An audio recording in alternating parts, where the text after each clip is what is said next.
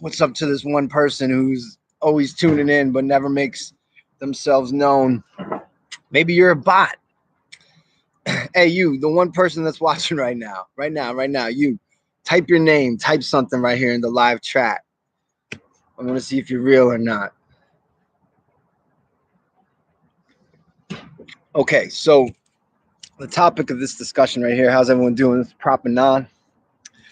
Topic of this discussion, this brief discussion here today, is information overload, the jumping Jesus phenomenon, and the singularity. Definition of terms. All right, what do I mean by the jumping Jesus phenomenon? And as you know, if you're tuning into this channel right here, I'm using these videos right now to kind of flesh out the ideas that this writer named Robert Anton Wilson has presented in a number of his books. I am writing a biography about Robert Anton Wilson. It's nearly done. Knock what the fuck ever. It's called Chapel Perilous: The Life and Thought Crimes of Robert Anton Wilson.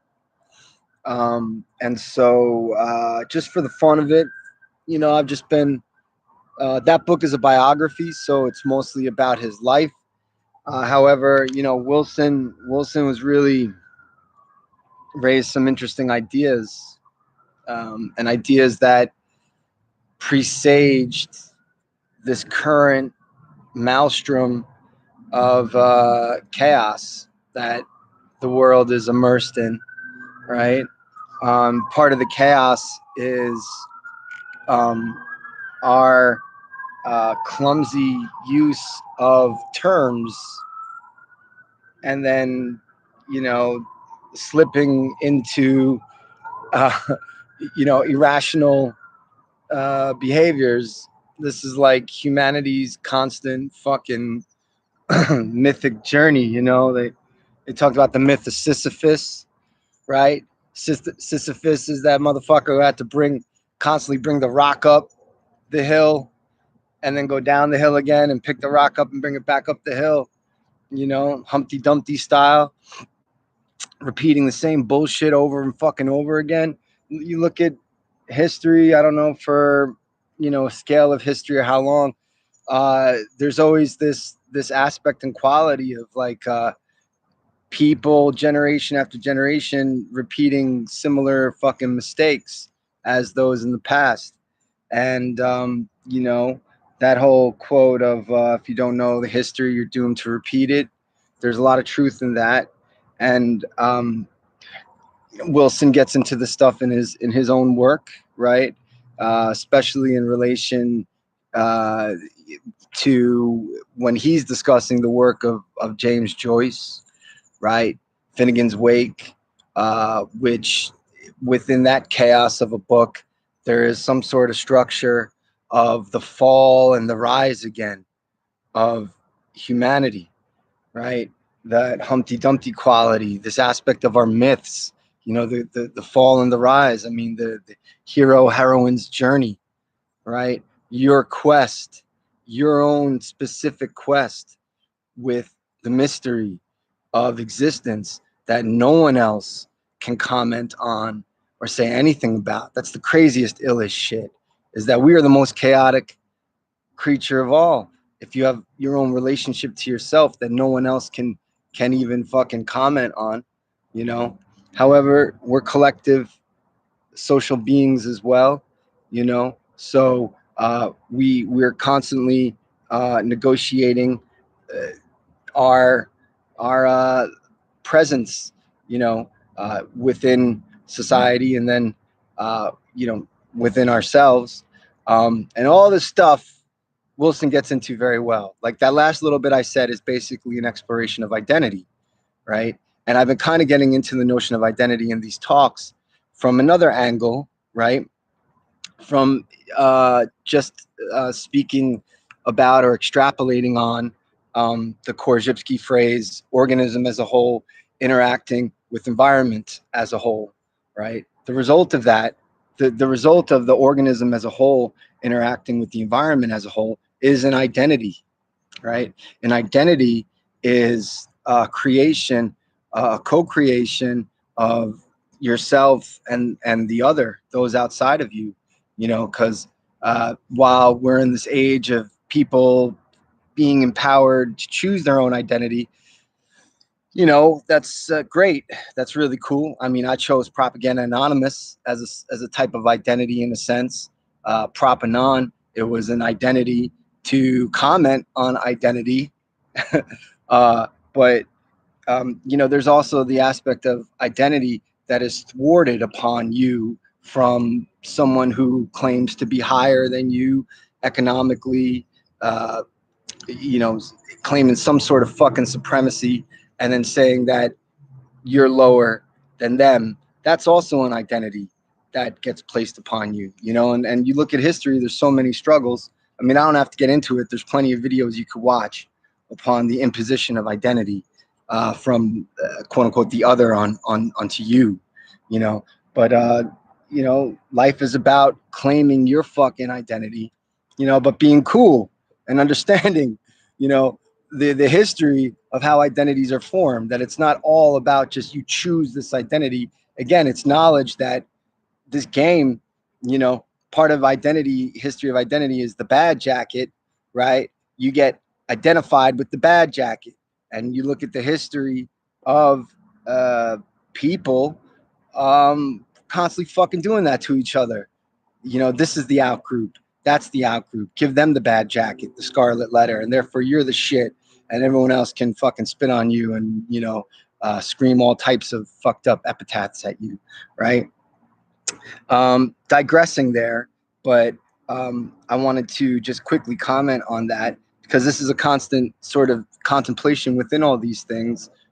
Is this in the background, this thought of identity, right? When what is identity when we live in a, if you accept the notion of process existence, right? If you accept the notion of things being constantly in flux and always moving, right? So identities are like identity points, you know, through intersections. That's, I believe, that's my understanding of intersectionalism, right? Of course, there are many different definitions, right? But the idea that an identity is like an identifier, you know, an identity is when something can be identified. You know, you identify this in yourself. Someone identifies with you. Someone identifies you. There's some sort of recognition going on. So an identity is a two-part process. I mean, you can identify against something in yourself, so then it's you. But this interpretive consciousness needs to be there, right? And this is one of the reasons why I like reading the work of Robert Anton Wilson, why I chose to explore some of his ideas some more. And, you know, and Wilson, you know, he's like with a crew. Robert Anton Wilson, usually people who read his work, you know, will obviously read Timothy Leary's work with him, maybe John C. Lilly, maybe Stanislav Grof, uh, Terence McKenna, right? And then on down the line, you could choose so many different configurations of pretty awesome thinkers, right? But the purpose of these videos, right, is to just kind of flesh out some of these ideas that Wilson was speaking on, and to maybe contextualize them, to update the map, basically, to contextualize them within today's language, right? Um, so on that note, unpacking the terms, right? The jumping Jesus phenomenon. What is that?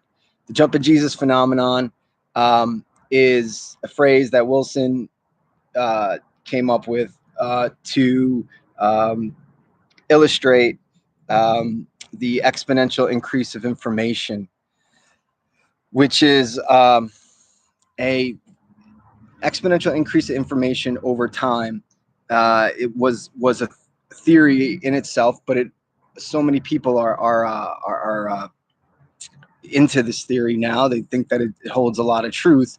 That the I basically that information and information being packets, say maps, right? Sort of useful maps. Let's just call those that information right now. The number of useful maps that humans can utilize to discover something more about ourselves and the universe. This sort of information, these sort of maps, have increased exponentially over time. Wilson believed that, right? Like I said, as do a lot of people. Ray Kurzweil also, you know, agrees with that metaphor, that map, if you will, right? That formula, which to seek to chart, you know, all of history, uh, you know, from the BC ages to today. Um, you know, shout out to Michael Johnson, the Robert Anton Wilson scholar, as he would call it, as many others. It's a meta history, right? There are all these different models of interpreting history. You know, people speak of long cycles of history, 70-year cycles, 20-year cycles, or whatever, to speak about this thing, this exponential increase of information over time, and charting it from, you know, the BC ages and even further back until today. You're presenting a meta history, right? So this is Wilson's metaphor of meta history. So from 0 AD to 1500 AD, you know, in 0 AD, so the story goes, there was one Jesus, you know, and then in 1500 AD, there was two Jesuses, because information increased exponentially. Why the term Jesus? To just, you know, encapsulate information. That's Wilson's sense of humor. He named it one unit of information, a J, a Jesus, you know, in perhaps satirical homage to how scientific things are constantly utilizing the names of people and inventors or whatever, like Watt, James Watt, who he was an inventor, you know, and then his name Watt is used in terms of wattage on light bulbs and stuff like that. So Jesus, right? There was one Jesus in, so the story goes, 0 AD or whenever the fuck that was, right? And then Jesus representing all the information at that time. And then by 1500, there's two Jesuses. All right, follow me, right? So I hope that's a decent enough description of what the jumping Jesus phenomenon is. The point is to keep your emphasis on, to stay focused on the fact that information is increasing exponentially, right? So singularity, what's the singularity? I think that's a more familiar term to most people who maybe never really read Wilson before, but who have definitely heard of Ray Kurzweil and his crew, right? And Kurzweil is pretty big now because he's down with the Googles, and you know, the today's generation of, I guess, immortalists, transhumanists, or even future-oriented thinkers. Kurzweil is kind of the guy, right? So Kurzweil came up with this notion of the singularity. I think it was like in the late 90s even, and it was that idea that there's going to be a point, because not only is information increasing exponentially, Kurzweil relies a lot on this thing called Moore's law. And Moore's law was basically, or is basically, describing how technology has increased exponentially, right? And then more specifically now computer technology, as well as other technologies. And we are on this fast moving train of technological development and emergence and chaos, right? So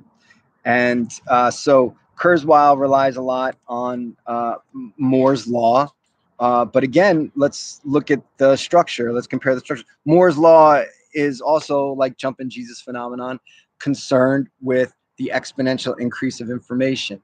And I should state as well that, Wilson did not come up with the jumping Jesus phenomenon, like, say, all by himself.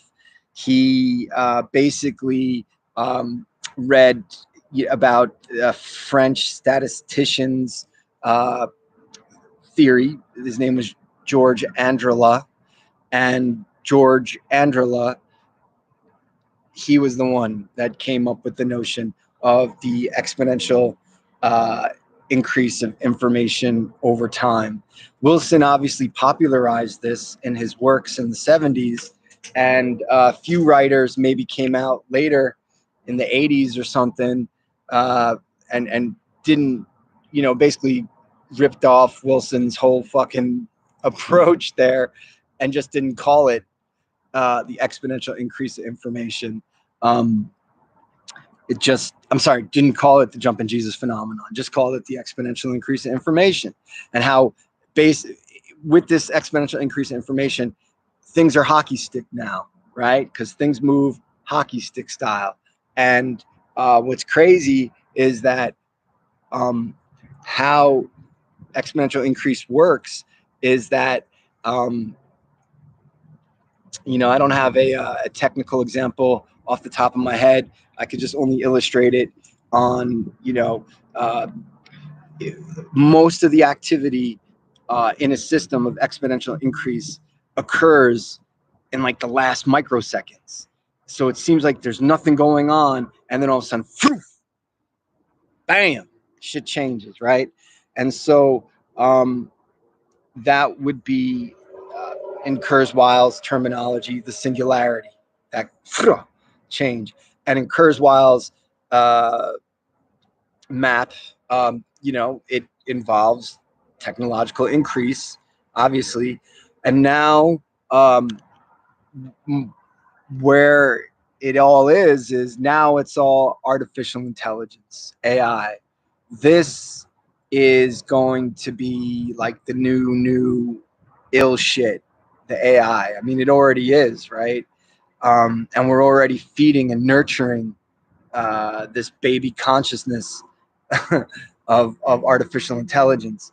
We're baby feeding it through the way that the people who are programming the AIs right now, how they are programming it and what they're being used for, is basically, imprinting these young consciousnesses, right?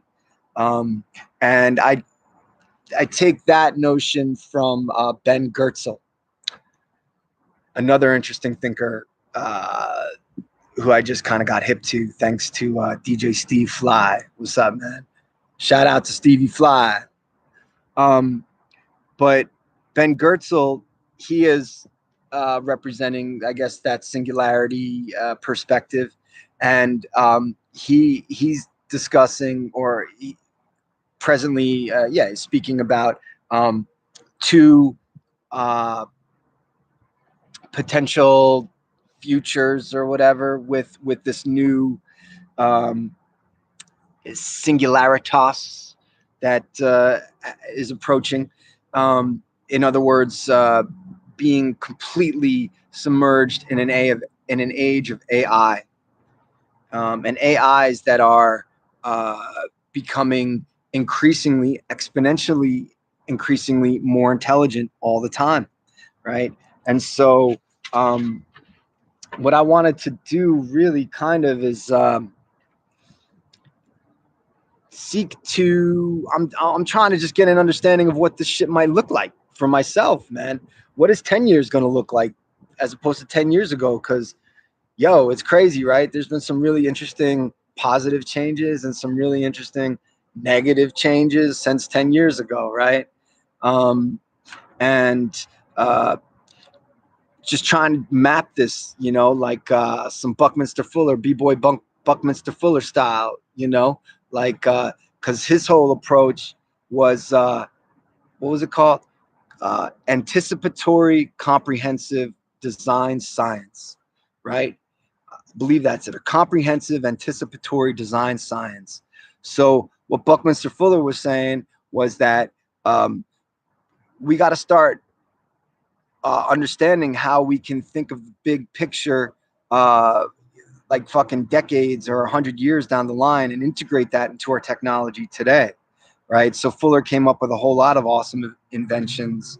The Dymaxion house, the geodesic dome, and this principle of the geodesic dome, that he figured out a new geometry that wasn't as reliant on right angles, right? Everything was 60 degrees, right? 60-degree fucking what the hell was that shit?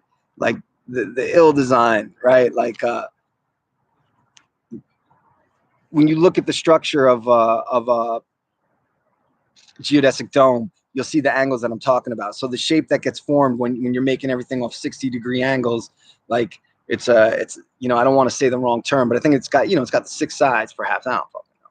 But whatever. What he found, what Buckminster Fuller found through applying this new geometry, if you will, right, was an escape from the past, because meaning he was able to build taller, stronger structures with the geodesic dome, utilizing his new take on math, on geometry, right? Anticipating, if you will, like a future use of it, right? Which is would benefit more people down the line, as opposed to just the right angle, 45-degree angle structures that we live in all the time, right? Like the fucking rectangular buildings, etc. What When you study that architecturally, you see that there's much wasted space and wasted wind flow within those structures, right? But when you got the geodesic dome, things are flowing, and there's more space actually that you can utilize within that structure itself. That's one example of Buckminster Fuller applying his comprehensive anticipatory design science, which it's anticipatory of future elements that we might have to be dealing with, right? To today, right? So, in the words of nonfiction, the future is now, like, and of course, H.G. Wells, he could have been the first futurist, right? Back in 1904, or whenever the fuck he wrote that story. The idea of futurist studies, really, I think it really popped off in the 70s and stuff like that. But that's what the singularity theory is. That's what this jumping Jesus phenomenon theory kind of is too, which is basically you're trying to get an understanding of what's coming down the pike. That's part of these talks, really, is an anticipatory fucking rap about what might be coming down the line, right? And how we could not totally lose our shit when shit gets even more crazy. You know what I mean? And why and how it should get more crazy. Well, if we look at what's going on right now, man, the topic of this talk right here is information overload, right? What happens when people are information overloaded? They bug the fuck out, one other reason why I kind of like the work of Wilson is he's seeking to, also lay out a theory of where people go when they're bugging the fuck out from information overload. And one of those places that they go is insane conspiracy theories, right? Insane conspiracy theories that are overly concerned about, like, the children, imaginary children that they have in their minds, because children represent the future. You understand what I'm saying? Like, so all this fear is projected out onto the future. People are bugging out about the future, about what else is coming. We're not even out of COVID yet, and if I can't speak on any other countries, but if the fucking White House in America had some sort of anticipatory program prepared for fucking COVID, it wouldn't have been so fucking bad, right? But We're not going to get too much into specific current event type stuff. Hexagon, that's what it is, brother. Grand Affair, what's up, my man? I didn't want to say, so Grand Affair is letting me know that the shape with the 60-degree angles and shit is the hexagon. You know what I mean? Thank you, sir. I tip my cap. Right on, brother. Yeah, so Buckminster Fuller figured out that, you know, building these structures with hexagonal design, right, which you get the dome, that shit is stronger. You can build that up higher, right? It's the space is better inside. Then it's stronger than our current building designs that we generally have, which is the 45-degree angle, 90-degree angle type shit, et cetera, et cetera.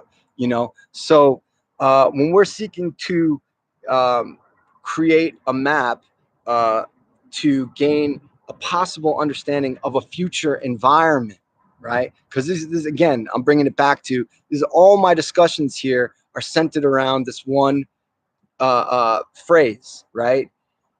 Organism as a whole interacting with environment as a whole, right? So, and the idea of a certain, I'm splicing it with some hip hop terminology, obviously sourced from 5%er originations in terms of the metaphors, the idea of knowledge of self, you know, knowledge, wisdom, and understanding of your biological processes interacting with the environment as a whole, right? So when we're speaking about future um, design, right, is it possible to think about a fucking brighter future right now, right? Because shit seems kind of bleak, right?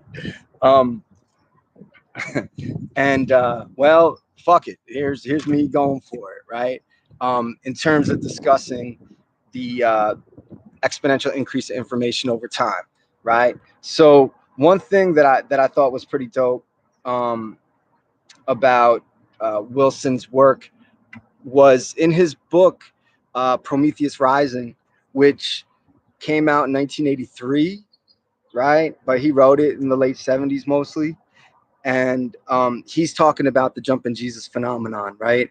And you know, he's going through it, and I'll quickly go through it. Like I said, like there was one Jesus in 0 AD. In 1500 AD, there's two Jesuses, right? So the next increase of information only takes 250 years. So there's four Jesuses in 1750 AD. There's 8 Jesuses in 1900.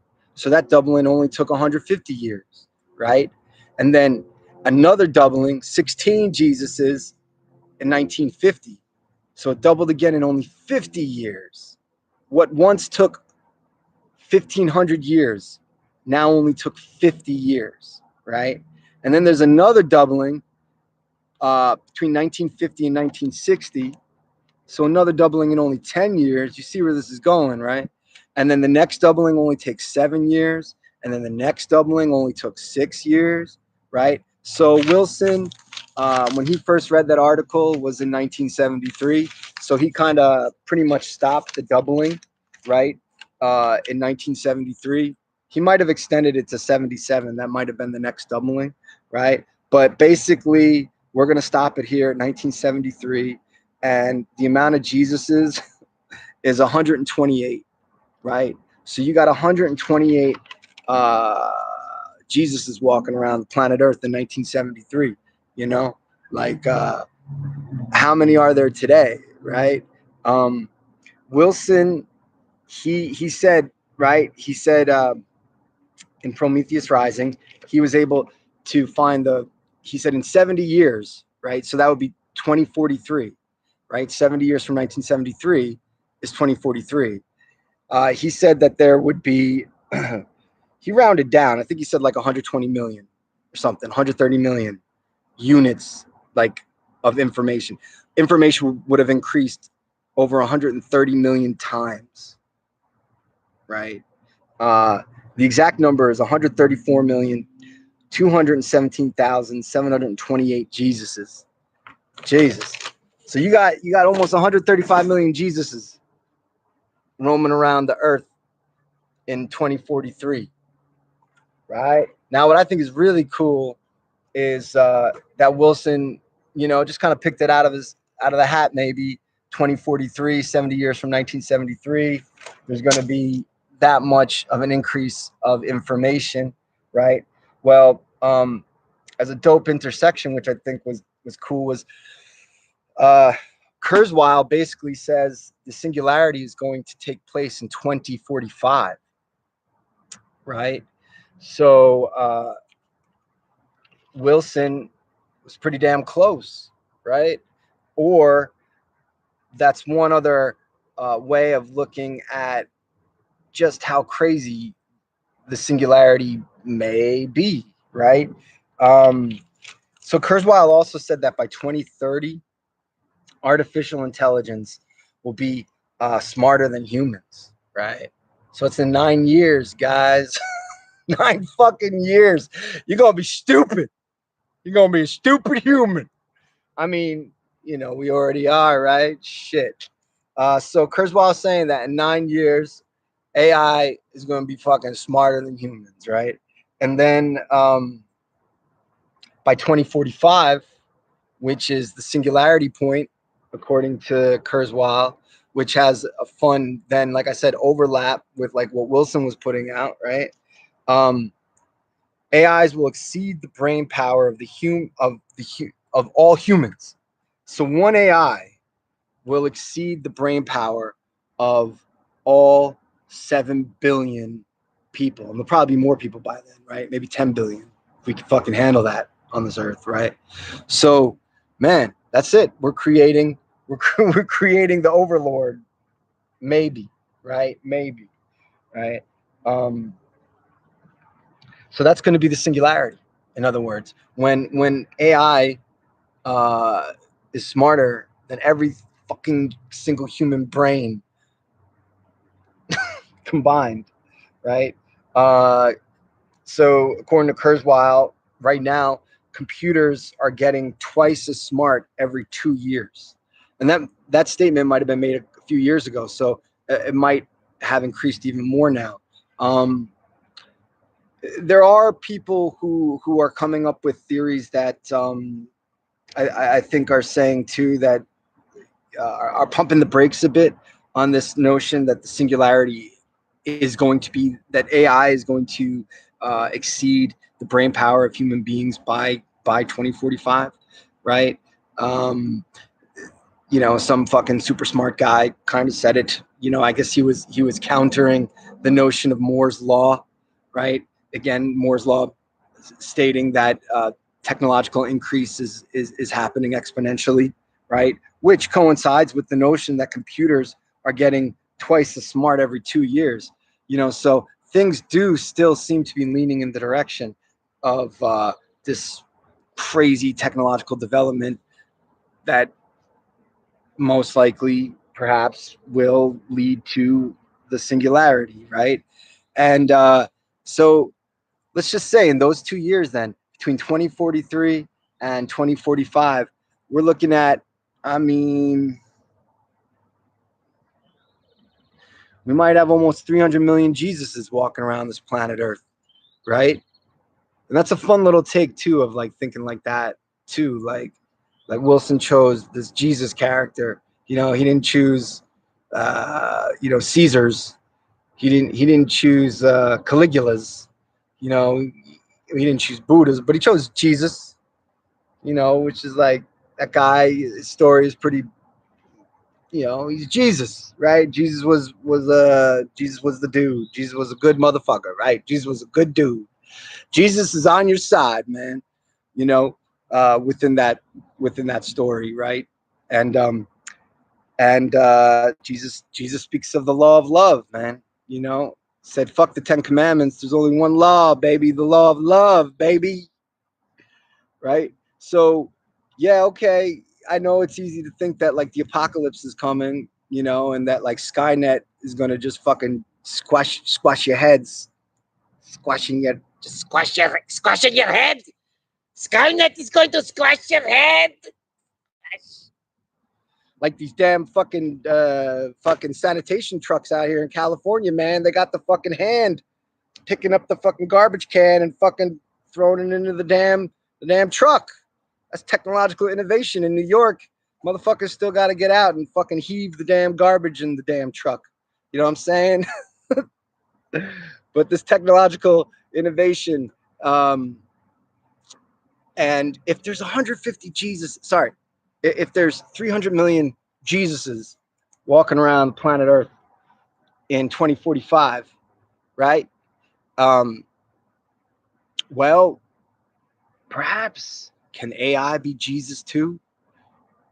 Can the AI be the second coming of Jesus, right? Because people are already anticipating, projecting the fear out into what this future technological homunculus that we're birthing is going to be. Frankenstein. There you go, Mary Shelley, right? Back in the day, this is where humans go. The whatever the fuck sadomasochistic aspect about our psychologies that we're thinking the thing that we're going to create is going to fucking kill us and destroy us, right? So maybe not. Ben Gertzel, right? And I'm just putting this out there, man. I mean, some days I think, yeah, man, look at this. These motherfucking machines are just going to crush all our heads when the time comes. Squish like a fucking grape. A grape! But maybe not. Like, so again, like I said, for the purpose of this video, I want to just, think out this optimistic view right now, because it's really easy to be on Twitter thinking about the fucking pessimistic views. Because all you see is one fucking piece of shit asshole doing fucked up shit to people left and right, like that piece of shit bastard who just fucking killed all those people in Georgia, man. You fuck, But I don't want to, bring up the airwaves, cloud the airwaves with all this type of energy with this right here. What I'm trying to just focus on is this optimistic take at the moment, right? Even though that shit needs to be said, man. We got to chill, man. Like, people are fuck racism, white supremacy bullshit, fucking sexism, misogyny, all that fucking shit, man. That's the shit that we got to get rid of, right? To move forward in a positive future, I think, right? If I was fucking Captain Damn Clerk of this fucking ship right here, you know what I mean? Beaming up into motherfucking some ill fucking spaceship, living hundreds of years, right? That's one future projection that Wilson seeks to explore within his work, that Promethean urge to keep striving for more and actually transform the human form. I mean, maybe it is a Bogorgian future, people bug out about that, but we're already, that's another video, cyborg future as interspersed with the AI. But one person who I think has put out a really good, interesting perspective of that, who has sought to anticipate the future and put it in a story right now, is Grant Morrison's and Brian Taylor's Brave New World. I really like Grant Morrison's conception of the artificial intelligence, which he called Indra, the intranet, right? So if you check out that recent show, the Brave New World show, that's on Peacock or some shit like that, I watched a few of the episodes. I think the best part of it, in many ways, is Morrison's conception of the AI of the future. And I interviewed him, and I asked him about that, and I could put it in the fucking whatever here. About that interview, because obviously he's a great fucking writer and thinker, so his words on it probably do a lot more justice than my rambles right now. But what Morrison is seeking to anticipate within his work is what this might look like in the fucking future, when the AI is like much smarter than all of us, right? And then in Morrison's perspective, right, Morrison's imagination there, when it's applied to this Brave New World society, which isn't necessarily the best way to live in the future, but he made it make sense, right, within the storyline there. When it's applied, the AI is actually offering better health, right? Thinking clearer, because it's a symbiotic relationship. The artificial intelligence needs us, right? And then I don't know, will we need it? You know, um, let's see here. So at the pace, computers will be smarter than humans around 2030. I think I kind of said that already. Um, and then AIs will be able to design smarter versions of themselves at an accelerating feedback loop, right? The exponential increase. And in a runaway explosion of intelligence. This is what Kurzweil is saying, right? So, and then we will have the opportunity to fuse with the AI, right? To join the artificial intelligence, the mind meld, right? And some are even already conceiving of what materials would help that. I mean, Elon Musk and the Neuralink, and as Joseph Matheny said, he's just one person seeking to develop this Neuralink right now. But the Neuralink is essentially that. It's small, tiny little, tiny fucking needles, so small, and it's a patch that you fucking put on your head, and it'll make you smarter, right? So says Elon Musk, right? That great inventor who's fucking made his workers work like shit during the COVID fucking crisis. And hey, oh, they got COVID now. Yeah, that guy, right? That guy's doing great stuff for the future. Hey, we're complex beings, man. Maybe he is. I don't want to totally shit on that guy, but Musk, you fucked up during this COVID thing, and now you're the richest fucking man in the world, man. All right, so what up with that? So this idea too, right? That we put needles in our fucking brains. I mean, this is already happening now. There's deep brain stimulation. That's a medical treatment for things like extreme depression.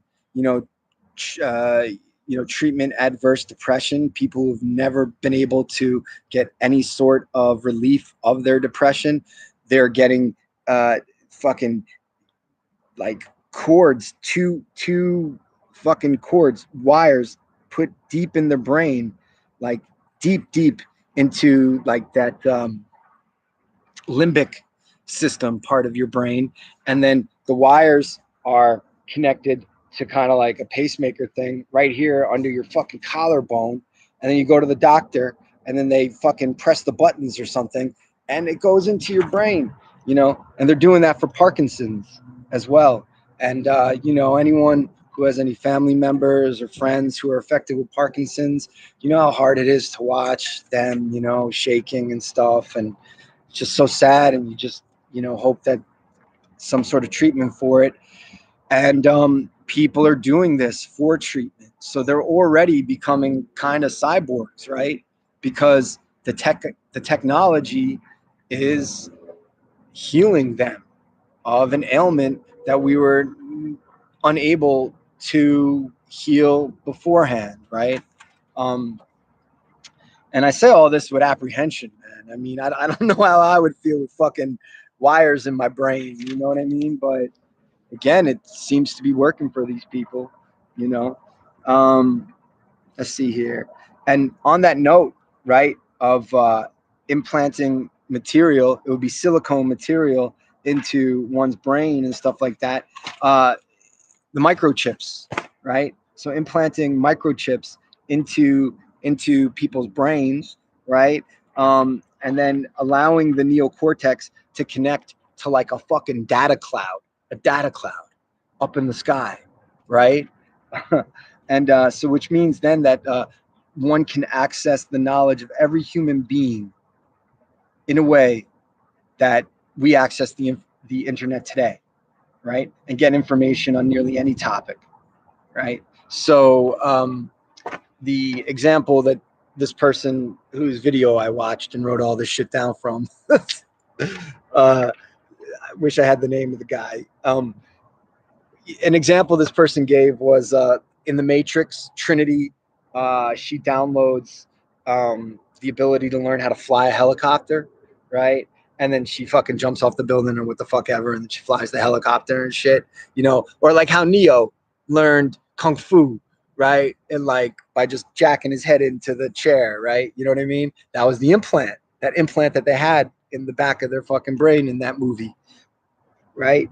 So these are the metaphors that people like Kurzweil are coming up with to imagine a future of exponentially increasing information, which again, that information is being crystallized within this technology.